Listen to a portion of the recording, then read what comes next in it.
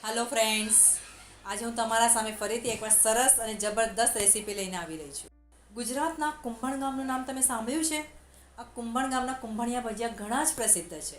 એ ગામના આ ભજીયા એટલા પ્રસિદ્ધ છે ને કે તમે આ ભજીયા જોયા પછી તમારું મન નહીં રોકી શકો। મિત્રો, કોઈ પણ ગામ અને શહેરની કોઈને કોઈ વાનગી પ્રચલિત હોય છે, તો આપણા ગુજરાતી રસોઈ ચેનલ દ્વારા મારો પ્રયાસ છે કે એ વાનગી હું તમારા સુધી પહોંચાડું। મિત્રો, તમને આવા કોઈ ગામ શહેરની રેસિપીઝ જોવી હોય ને તો તમે મને સજેસ્ટ કરીને પૂછી શકો છો। તો ચાલો મિત્રો, આ કુંભણિયા ભજીયા કેવી રીતે બનાવવાના એ જોઈ લઈશું। સૌપ્રથમ આપણે ભજીયા માટેનું ખીરું તૈયાર કરીશું। આ માટે એક બાઉલમાં ઝીણું સમારેલું લીલું લસણ લઈશું। હવે ઠંડીની સિઝનમાં લીલું લસણ આપણને આરામથી બજારમાં મળી જાય છે, તો આ લસણને એક બાઉલમાં લઈશું। 1 કપ ઝીણા સમારેલા લીલા ધાણા, કોથમીર અને લસણનું પ્રમાણ એક સરખું રાખીશું। ઘણા લોકો આમાં મેથી પણ નાખતા હોય છે, તો તમને જો ભાવતી હોય તો તમે મેથી પણ નાખી શકો છો। 2 થી 3 ઝીણા સમારેલા વઢવાની લીલા મરચાં। મિત્રો, જો તમે તીખું ખાવાનું પસંદ કરતા હોય તો તમે તીખા મરચાં પણ કાપીને નાખી શકો છો।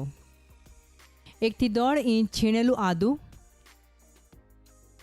આદું છીણીને નાખવાથી ભજીયાનો ટેસ્ટ ઘણો સરસ આવે છે।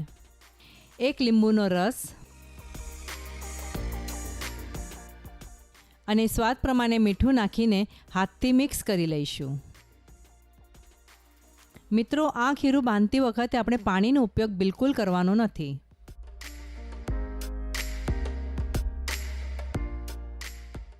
એક કપ ચણાનો લોટ નાખીને સરસ રીતે મિક્સ કરી લઈશું। મિત્રો, અહીંયા લીલું લસણ અને ચણાના લોટનું પ્રમાણ એક સરખું રાખીશું અને હાથની મદદથી સારી રીતે આ લોટ બાંધી લઈશું। તમે જોઈ શકો છો, આમાં પાણી નાખવાની બિલકુલ જરૂર નહીં પડે। ભજીયાનું ખીરું હવે તૈયાર થઈ ગયું છે। તમે જોઈએ તો હાથની મદદથી આ રીતે તમે ભજીયા પડે છે કે નહીં એ ચેક કરી શકો છો। તમે જોઈ શકો છો આપણું ખીરું એકદમ વ્યવસ્થિત તૈયાર થઈ ગયું છે। હવે કઢાઈમાં સરસ કડક તેલ ગરમ થવા દઈશું। તેલ ગરમ થયા બાદ આ લોટના ઝીણા ઝીણા ભજીયા કાઢતા જઈશું।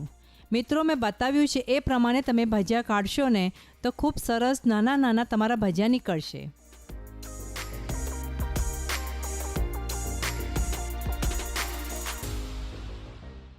ગેસની ફ્લેમ આપણે લો રાખીશું। બતાવ્યા પ્રમાણે આંગળીની મદદથી ભજીયા ધીરે ધીરે કાઢતા જઈશું। ભજીયાને આપણે સરસ ગોલ્ડન બ્રાઉન થવા દઈશું। હવે આપણા ભજીયા તળાઈને તૈયાર થઈ ગયા છે।